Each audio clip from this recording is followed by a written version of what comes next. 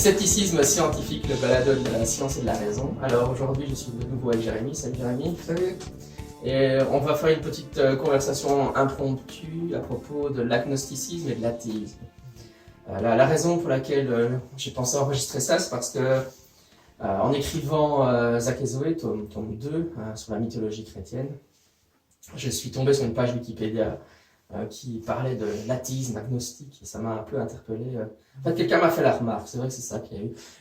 J'avais écrit j'écris chaque fois dans Zach et Zoé un petit texte à la fin avec un peu les objectifs pédagogiques du volume, et j'avais mis les athées ou les agnostiques. Et une personne m'a dit, oui, mais quid des athées agnostiques? Je dis, des athées agnostiques? C'est quoi cette bête-là?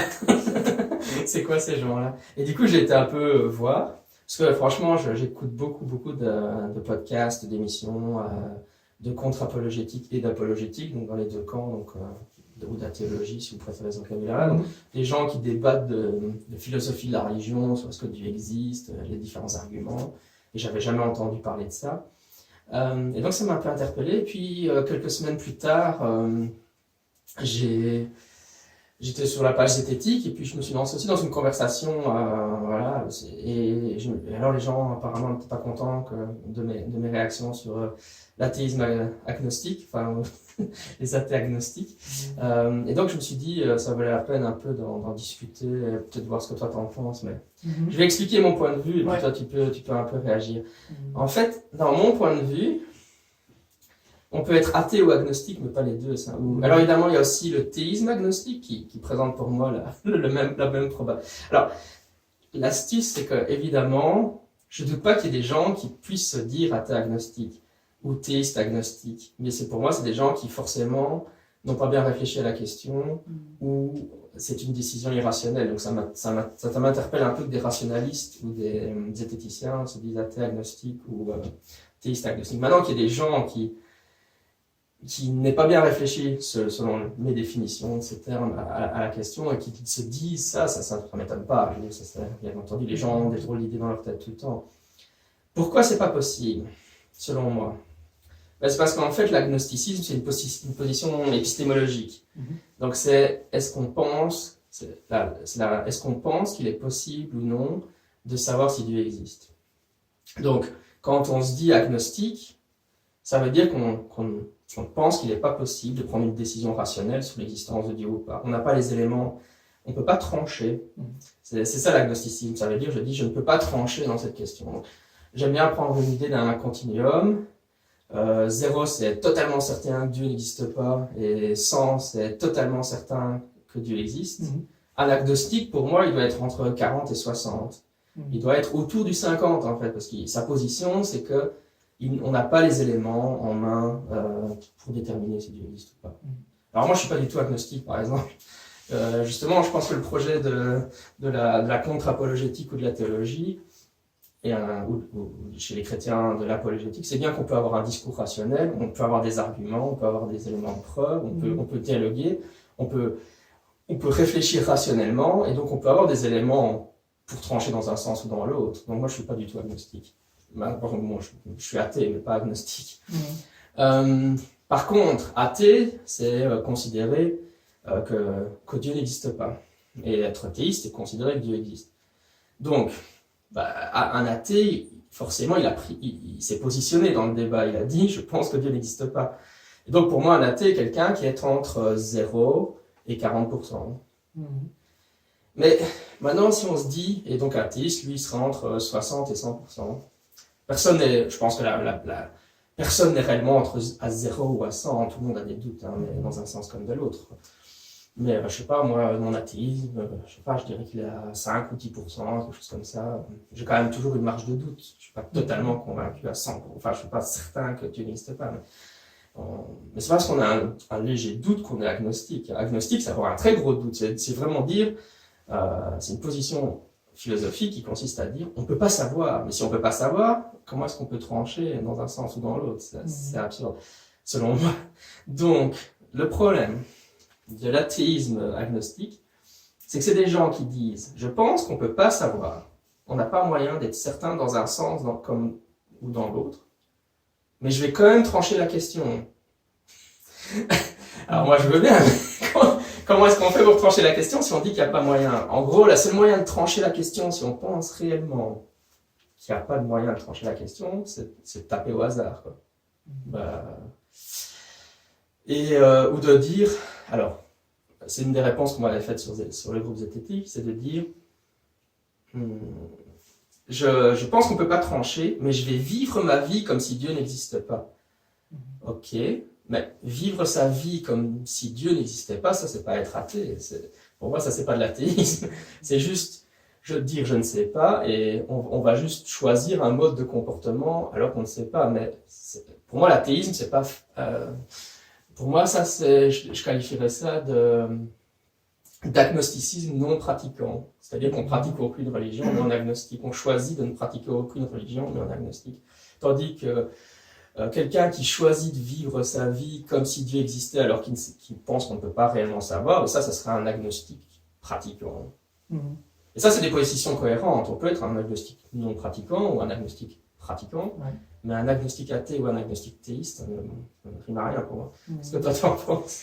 Je pense que c'est assez difficile de comprendre la logique, effectivement. Moi, j'ai pas beaucoup entendu ce terme. Alors, j'ai vu un peu les débats récemment, mais sur les sites ou les articles que j'ai lus par le passé, j'ai jamais beaucoup vu qu'on utilisait ce truc-là. Donc ça me paraît assez contradictoire en première vue. Je pense que c'est plus lié soit à une incompréhension des définitions, ou alors à la manière dont on l'applique de manière très tranchée ou pas en fait. Mais ce qui est du coup aussi un peu une mauvaise compréhension. Mais je me dis que par exemple les gens qui se disent athées agnostiques, comme tu dis, la seule manière qui me semble un peu sensée d'essayer de réfléchir à ça, c'est de se dire que c'est des gens qui constatent qu'ils ne peuvent pas prouver que Dieu n'existe pas, et donc pour eux, ils ont conclu que plutôt l'agnosticisme, on ne sait pas prouver, donc on ne peut pas dire qu'il n'existe pas, mais qu'en même temps, il n'y a rien qui les a convaincus de penser que Dieu pouvait exister non plus, mais donc ils assument d'être dans une sorte de croyance et de vivre avec cette croyance que Dieu n'existe pas, même s'ils savent qu'ils ne peuvent pas 100% justifier leur croyance par des preuves, quoi. Ouais, moi je suis assez d'accord avec ça. Je pense que c'est des gens qui fonctionnent vraiment en tout ou rien et ils se disent agnostiques souvent parce que ils n'ont pas de preuve absolue dans un sens ou dans l'autre, et alors parce qu'ils n'ont pas une preuve définitive et complètement carrée, ils ont l'impression qu'on ne peut pas avoir de discours rationnel sur le sujet. Mais moi je pense que même sans preuve définitive et carrée, on peut avoir des arguments dans un sens et dans l'autre, etc. Donc c'est pour ça que je ne pense pas qu'il fallait voir ça en tout ou rien. C'est pour ça que je présente ça dans une optique plutôt bayésienne, avec un pourcentage dans lequel on se situe. Et je pense que personne, même les chrétiens, ne sont pas totalement... Enfin, ils ont aussi des doutes, et même les athées les plus athées peuvent avoir des doutes, c'est pas interdit non plus. Hein. Ouais, je pense que ces visions tout ou rien sont souvent problématiques dans d'autres sujets aussi, parce qu'il n'y a pas grande situation où on a du 100%. Hein. Quand on fait une étude, même si tu as 30 études qui montrent que telle méthode est efficace pour traiter les phobies, je veux dire, c'est pas du 100%. Mais il y a un moment, on considère qu'il y a suffisamment de preuves accumulées pour penser que la probabilité est très élevée, et donc on conclut. C'est pas une précision de 100%, mais ça suffit quand même pour conclure. Alors du coup, pourquoi est-ce qu'ici on ne pourrait pas conclure? C'est comme si on ne pouvait pas conclure si on n'arrivait pas à 100%, alors qu'en fait, il n'y a quasiment jamais de situation où on est dans du 100%. Oui, puisque moi je vois souvent dans les débats, c'est l'aspect polysémique du mot croire. Alors, on me sort souvent des choses, mais je sais que ça vient des nouveaux athées, etc. L'idée, voilà, les chrétiens y croient, mais les athées, ce serait une absence de croyance. Moi j'ai un peu du mal avec ça, même si quand j'étais plus jeune ça me parlait, hein, je comprends bien, mais c'est quelque chose qu'on lit beaucoup chez les sceptiques. Mais pour de vrai, moi je pense que pourquoi est-ce que je suis athée? Parce que je lis des arguments, ou j'écoute sur des podcasts des arguments pro et contra, et j'entends des gens débattre avec des arguments assez sophistiqués. Quand je mets dans la balance les différents arguments, eh bien j'arrive à la conclusion c'est une conclusion à laquelle j'arrive avec des arguments qu'on a proposés, des contre-arguments qu'on a proposés, et donc finalement j'ai une conviction, finalement j'ai une opinion qui est fondée par tout ce que j'ai entendu par le passé. Donc mon athéisme c'est comme lire des études scientifiques et dire sur base de toutes les études que j'ai lues, mon opinion sur un sujet, c'est ça. Et donc, en philosophie, on parle de croyances justifiées, de croyances mal justifiées ou injustifiées. Ce qui fait la rationalité, c'est est-ce que la croyance est bien justifiée. Donc, quels sont les arguments que je peux déployer, les preuves que je peux déployer, etc. Et donc, pour moi, oui, l'athéisme, c'est une forme de croyance, dans le sens c'est une opinion à laquelle je suis arrivé. J'espère qu'elle est bien justifiée, c'est-à-dire que j'espère que j'ai des très bons arguments, etc., pour la défendre, plutôt que quelqu'un qui serait athée parce que ses parents sont athées, qui n'a jamais réfléchi vraiment à la question. Mais dire que l'athéisme, c'est une absence de croyance, c'est vrai que c'est valorisant parce qu'on se dit, bah oui, en fait, je suis en dehors du débat, je suis au-dessus de la masse, je suis pas très convaincu par l'argument. Ça joue sur le sens de mot croyance. Comme si les chrétiens, eux, ils avaient une croyance forcément irrationnelle, et nous, on s'abstenait de s'engager dans le débat, mais c'est pas réellement comme ça que les choses fonctionnent. Peut-être un contre-argument qui me viendra à l'esprit, même si je suis globalement d'accord avec toi, mais je pense qu'on pourrait peut-être rétorquer que, par exemple, si je pense à la théorie de Russell, on peut pas prouver qu'il n'existe pas, mais comme les prémices un peu du raisonnement ne semblent pas du tout cohérentes, même si on ne peut pas prouver que ça n'existe pas, on n'a aucune raison de penser que la question même a un sens, en fait. Alors après, évidemment, des croyants, enfin des catholiques ou autres, vont tous être convaincus que la question a un sens, qu'il y a suffisamment de preuves pour montrer que la question a un sens, mais peut-être que certains athées se disent que la question a tellement pas de sens que pour eux, ça n'a pas de sens de parler de croyance non plus, parce que, voilà, même le fait de se poser la question, il n'y a déjà rien qui justifie ça, en fait. Oui, c'est un argument pratiquement philosophique quoi, qui a été, ou qu'on a objecté à la métaphysique. Quoi. Se demander des questions métaphysiques, ça serait du nonsense, ça n'aurait juste pas de sens.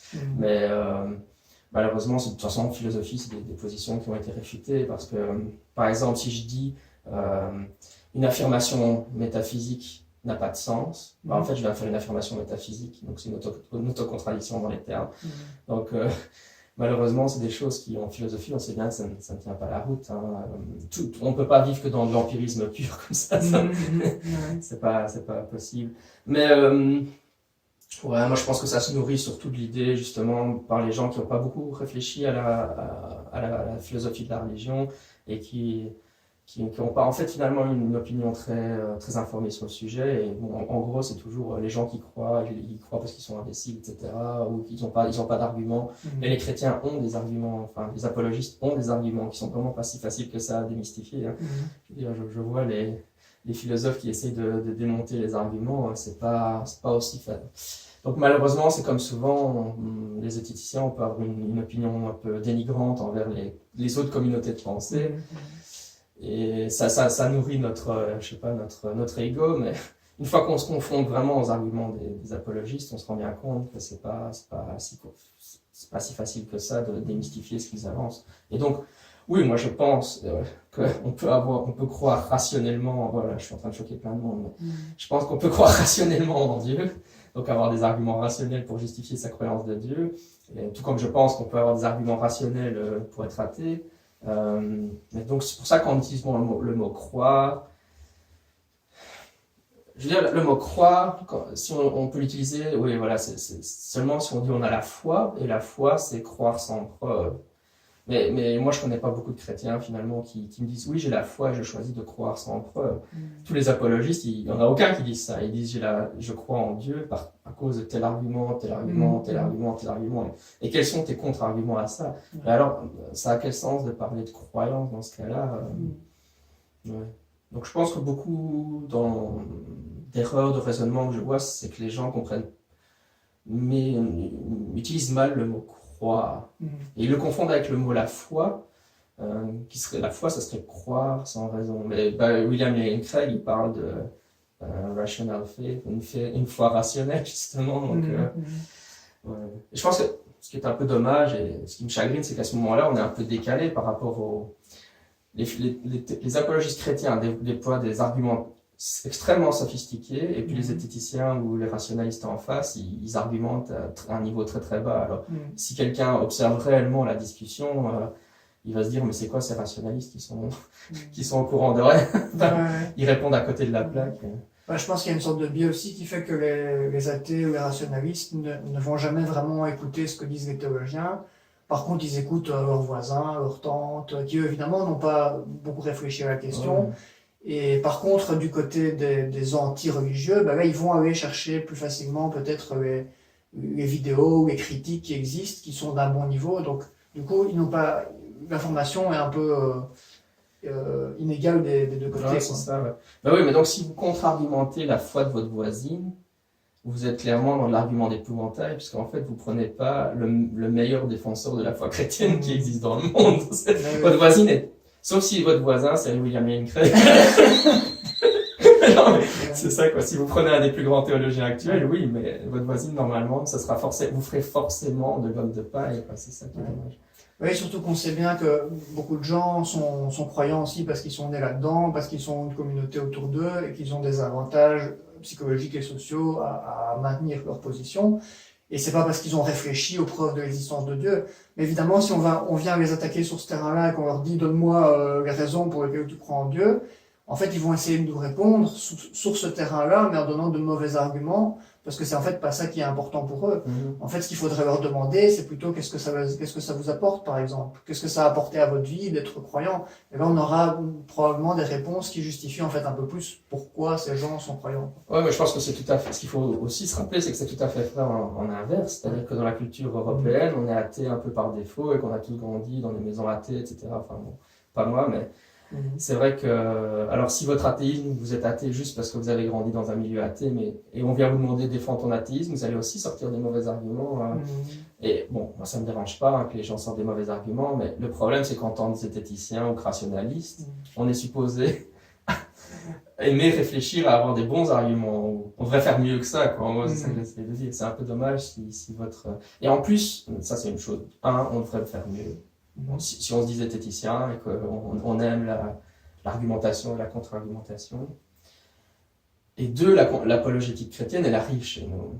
Et elle va arriver de plus en plus. Je veux dire, les textes des différents apologètes sont traduits en français. Guillaume Bignon, qui est un auteur que j'ai eu sur le podcast, il a écrit au moins 2 ouvrages en français maintenant. Il y a des blogueurs, etc., des youtubeurs qui font ça. Et donc ça va arriver de plus en plus. Et si vous restez encore avec des arguments, ou alors pire que ça, j'avoue un truc qui m'énerve sur internet, c'est les mèmes anti-chrétiens qui circulent dans la communauté avec des blagues. Je veux dire, ces mèmes, c'est pas de l'argumentation, c'est le fameux hashtag raisonnons mieux. Je pense qu'en tant que communauté, on peut faire mieux que ça qu'un mème anti-chrétien qui nous fait rire, mais en fait, qui est complètement à côté de la plaque en termes de contre-argument. Mais donc, moi je vous préviens, l'apologétique elle arrive de plus en plus en français, donc vous allez tomber maintenant. Votre voisine, peut-être qu'elle va acheter les derniers bouquins, il a des cours en ligne où il y a une etc. Elle va peut-être. Et donc, elle va commencer à vous sortir des arguments plus sophistiqués, et puis vous êtes là, qu'est-ce que je réponds à ça? Vous allez sortir votre mème avec une blague sur Jésus, et puis voilà, non, je crois on peut faire mieux en tant que communauté. Et sur ce, vous devez tous acheter la mythologie chrétienne, Zach et Zoé, pour initier vos enfants à la contre-apologie. Merci Jérémy, on se voit pour une prochaine fois. À bientôt. Ciao, ciao. Vous écoutez Scepticisme Scientifique, le balado de la science et de la raison, un podcast consacré à l'étude scientifique du paranormal, à la pensée critique et à la philosophie.